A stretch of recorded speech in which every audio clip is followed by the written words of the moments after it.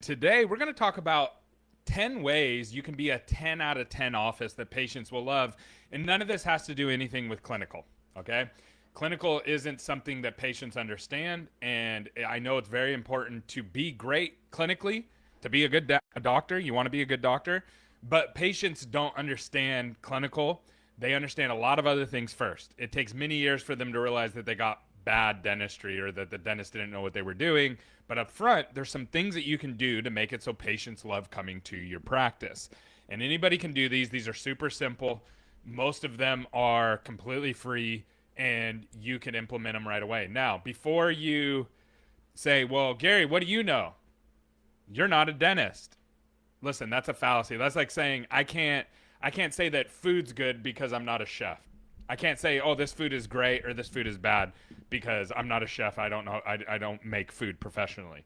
Listen, anybody can look at a business and understand what you need to do to make it better. Patients know what to do. Patients know what they want and they tell us, right? My customers know what they want and they tell me. Even though they might not understand marketing, we take feedback and we're able to grow from that. So I'm going to give you these 10 things. I'm going to give them to you quickly. And down in the comments below, if you have any questions, I have resources on all of these. If you've been following me for any amount of time, you've probably seen most of these resources at some time. So if you haven't seen the resources on these, comment down below. We'll get those to you. Okay. So number one, don't filter out patients. Your front desk, more than likely, unless you're listening to calls with them, are filtering out patients. And what doctors don't realize is that when a front desk has checking in patients, checking out patients, doing billing, et cetera, et cetera, et cetera, all the jobs that you have them doing, a new patient is the easiest thing to ignore because it's outside of the practice. All the things inside of the practice are hard. The thing, because it's in front of you, you have to deal with it. You can't deal with a patient wanting to check out and wanting the bill. You can't just ignore them, right? So the front desk will start to filter people out, and they'll say things like this. Here's some red flags. Oh, it wasn't, they're just insurance questions. Well, there's a specific way to deal with those insurance questions. Oh, they were just shoppers. They're just shopping around. And you think, okay, good, they filtered them out. Yeah, they called and they were just like, hey, I want to get a crown. How much is a crown? 10 seconds of training, you can deal with that and you can get that crown in and be super successful. And again, we have all the scripting on that. So if you want that, comment down below. Number two is don't make patients wait 28 days to come in. So when your team does schedule people, don't put them out 28 days. You say, why are you saying 28 days? That's the industry average wait time for new patients right now.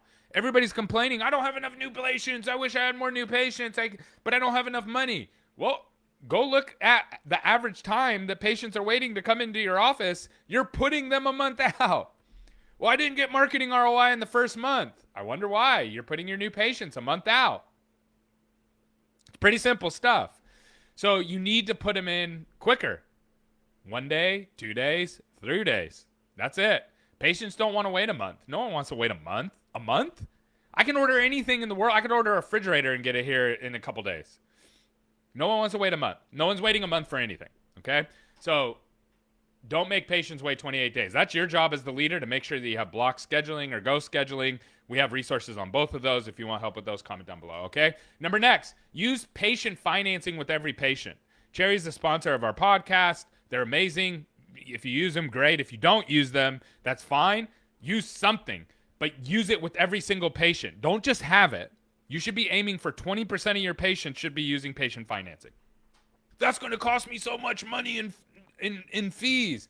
I know, but you're also going to close 30% more treatment month one.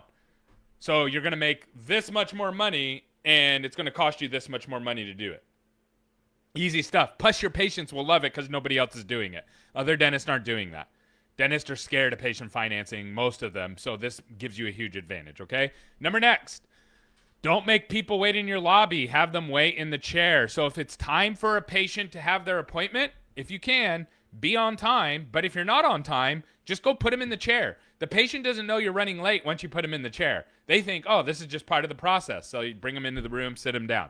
Really, really important. Don't have them wait in the lobby because every minute that goes by, they're like, dude, they had me get here early. They had me fill out the paperwork, and now I'm just sitting here waiting.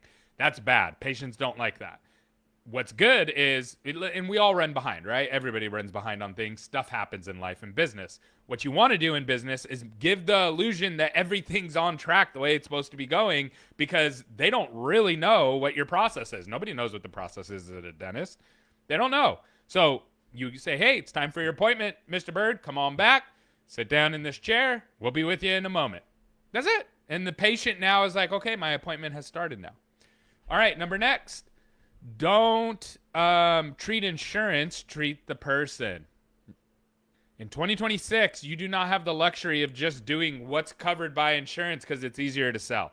You have to actually go in and treat the patient in front of you and tell them what's going on and tell them, hey, this is what we're seeing, and we're going to need to take care of some of this. And if you're using patient financing, it makes it way easier to do that because you focus on the monthly payment, not just what's covered by the insurance. All right, number next. Train your team on customer service. I have a whole training on customer service. It's down below if you comment down below if you want it. But just train them what being nice means. Most of the time, the teams aren't wanting to be mean to people.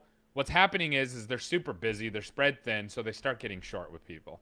And it comes across as rude. If you don't believe me, call 10 dental practices in your area and see how many of them are actually nice. Okay? Don't use temp hygienist. Number 7. Why? Because it's not, you can't build a good culture. You can't build an amazing team. You can't build great systems with temps. You just can't. Can they fill in the gap here and there? Sure. But you're going to need to eventually bite the bullet and figure out, okay, how do I actually get hygienist and keep hygienist? We're building out a whole 5-part series on this. It's going to be about 3.5 hours of content of offices that are absolutely crushing it when it comes to the hygiene side. We're doing it on fee for service and on the PPO side. We're going over bonuses, compensation. We're going over how to run the ads, how to onboard, KPIs, the whole 9 yards. So if you want that, comment down below, and I'll circle back with you when we launch that. It's going to be launched here pretty soon. All right, treat your team well so they'll treat your patients well. The way you treat your team is how they're going to treat the patients. So treat them well, okay? Number next, get as many Google reviews as possible. If you have a bunch of Google reviews, people feel better about where they're going. You've gone to a restaurant before where it has a boatload of reviews. The food was good, but not great. And you were like, well, maybe my taste was off that day, or maybe I just don't like this dish. I'll give them a second try because they got 10,000 Google reviews, right?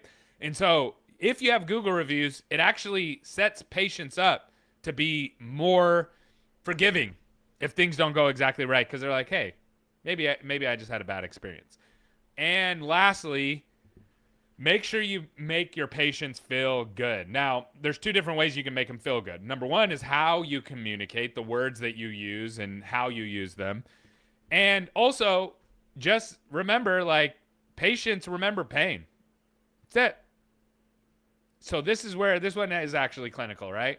The better you are at making sure that patients don't feel pain, the more they're like, you did a great job. I didn't feel anything. That's like the number 1 thing that patients say. Oh, I went in and got this work done and it didn't really hurt. That's like peak compliment for a patient. The patient doesn't know if it's the best clinical dentistry or the worst clinical dentistry in the world. Dentists do.